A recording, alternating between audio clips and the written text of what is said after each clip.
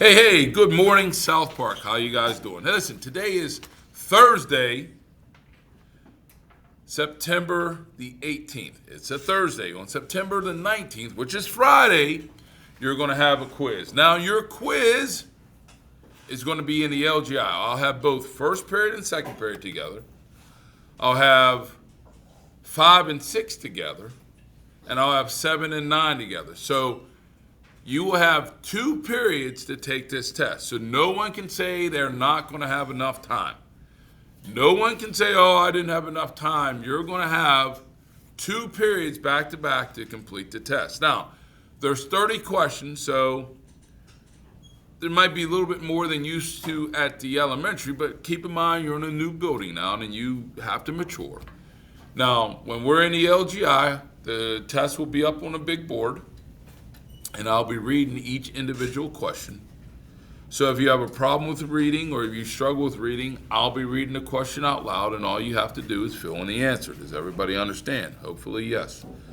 Moms and dads, they have this video that you're watching now. They have their electronic notes, and they have their paper notes. Now, obviously, this is the key, but they have a paper notes that we've been filling out in class, and they have those to study with. So I'm going to go down and look at some key things that they should know for the test tomorrow's moms and dads. All right.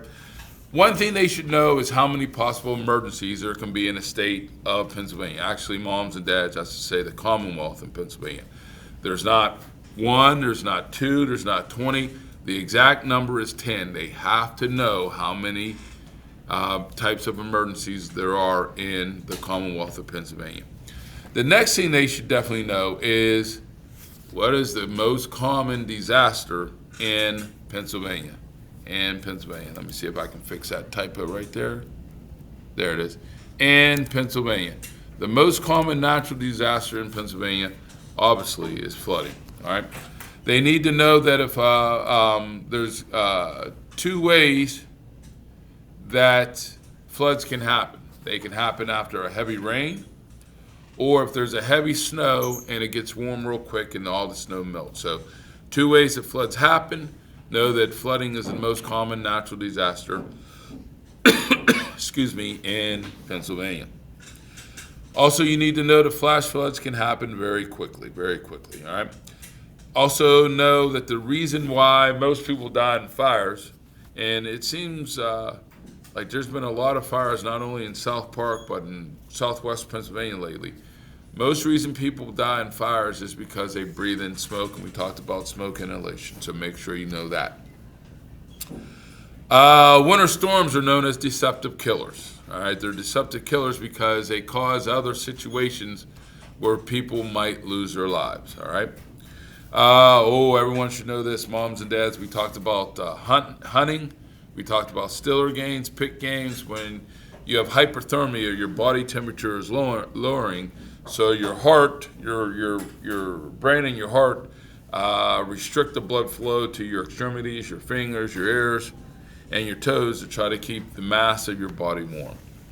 All right, let me see what. Winter storms can also knock out power. I'm looking at the test right now, making sure I'm not missing anything. All right. There's something that you need to know, that tornadoes can happen suddenly without warning. Make sure you know that. And thunderstorms bring, not pizzas, thunderstorms bring dangerous lightning, one of the main causes of weather-related deaths in the U.S. each year. Make sure you know that one at home, everybody. No problem there. All right.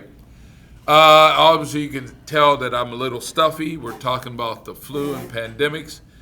Everybody right now, moms and dads, has a little bit of something. I always like to call it the 4th week back to school head cold.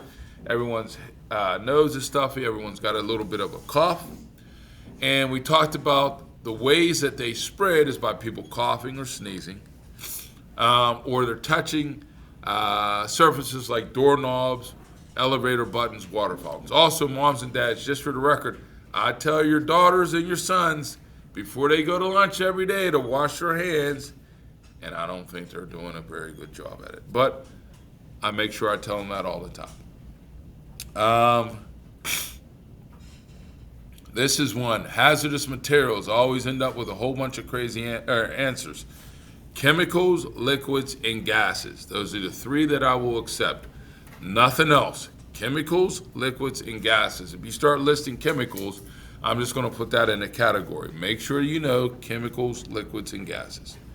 And this is something that we need to be aware of because they can happen anywhere. All you got to do is think about if you drive down Route 88, if you leave South Park, how many different places are full of chemicals?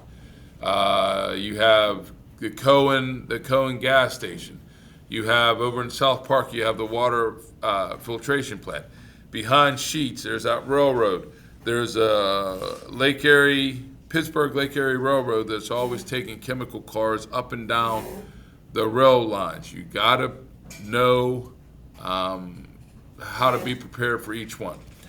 All right, earthquakes and landslides, they are two destructive natural disasters. Here it is. Two destructive natural disasters are earthquakes and landslides.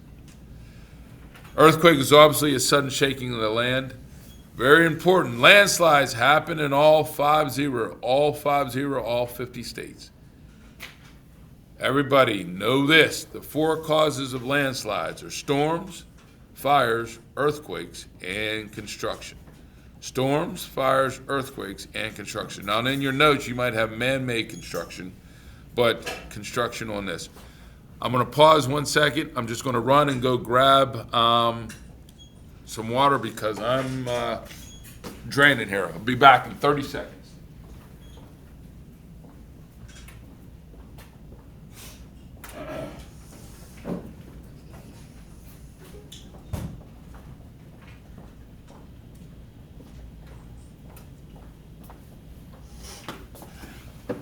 Okay, I am back with some water here. Four causes of landslides. Let me just double check, making sure I'm not leaving anything out.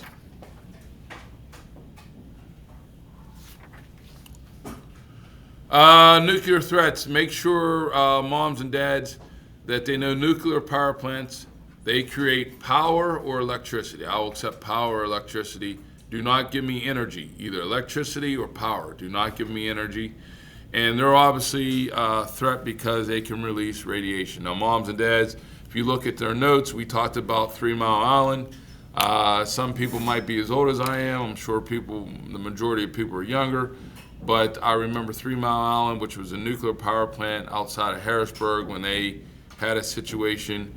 I believe it was 1979. And we talked about that. There's a video in their notes.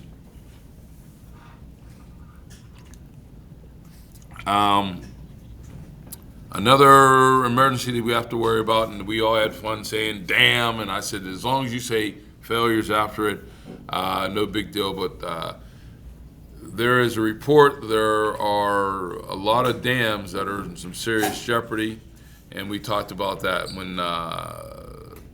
When a dam fails, obviously huge amounts of water wash out. And this stays in Pennsylvania history because of the flood up in Johnstown. I think it was 2,100 people died in that flood. Make sure you know there's 80,000 dams in the U.S. and 3,400 in Pennsylvania. I would definitely know that. All right. All right. Next thing, terrorism. Obviously, right now is not a good time to talk about terrorism, but really when it is. But I wanted to make sure that they were aware of it, the different types, and obviously terrorism is the use of violence to achieve a goal. And currently right now, and I think they're going to have the type of terrorism that they have to worry about more now are the computer attacks. We talked about those, how they can take over a system and they can ask for money. I mean, this is one of the things that our government worries about, plus we should worry about as individuals if a foreign country or a bad individual takes over a computer system and they can control our power, our water, and that type of terrorism. Double checking.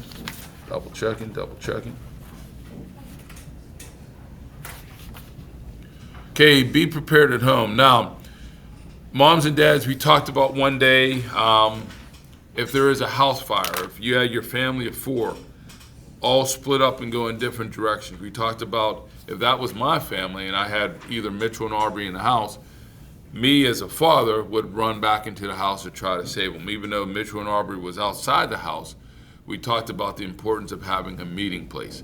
That might be an essay question. That might be an essay question. You want to make sure that the 4 members of your family, or 5 or 6, all know if there is an emergency where they're going to meet. Mine is across the street at my neighbor's Greg's front porch. It might be a telephone pole for some people or a tree. Make sure that you talk about if there's an emergency in your house, everybody has a meeting place. All right. Also, make sure that you keep all your important papers in a fireproof safe. Now, on your test, I'm going to ask about things that you should have at home. Now, moms and dads, all you have to do is look back in the month of April. How many people, because of those storms that came through the Pittsburgh area, how many people didn't have power for 4 or 5 days? Lucky enough, it wasn't in the heat of the year in like August or July or August where it would be 95, 96 degrees, or in the dead of winter when you needed your heat. But make sure in everybody's house they should have water. They should have the ability to listen to the radio to get information. Batteries, a first aid kit, gloves, hat. And I've often talked about moms and dads that it's important to have old man cash. As the great Randy Moss, he's a football player, straight cash homie. Everybody has a debit cards and their credit cards, but if the power goes out, those machines don't work. So you're going to have to be able to carry straight cash. Cash is king. And as my dad says, son, I go, yeah, Dad. He goes, cash is as good as money. I go, yes, it is, Dad. Make sure that you have some cash with you. Be prepared in your car, the same situation. Make sure you have jumper cables, a first aid kit. Always take water. A little bit of food in your car never hurt. And once again, my favorite, straight cash homie.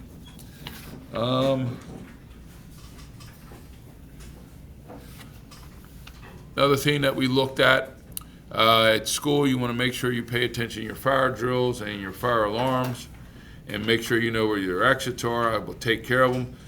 You might want to know this: all good citizens should take a first aid and CPR classes. First aid and CPR classes. All right, and let me see what else. Oh, this is important. After emergency, say if your power goes out, this, out, or the other, first thing you want to do is make sure you stay calm. Second thing you want to do is help your family. Next thing you want to do is you want to check the area around you for safety. If you have the ability, check the local news for information.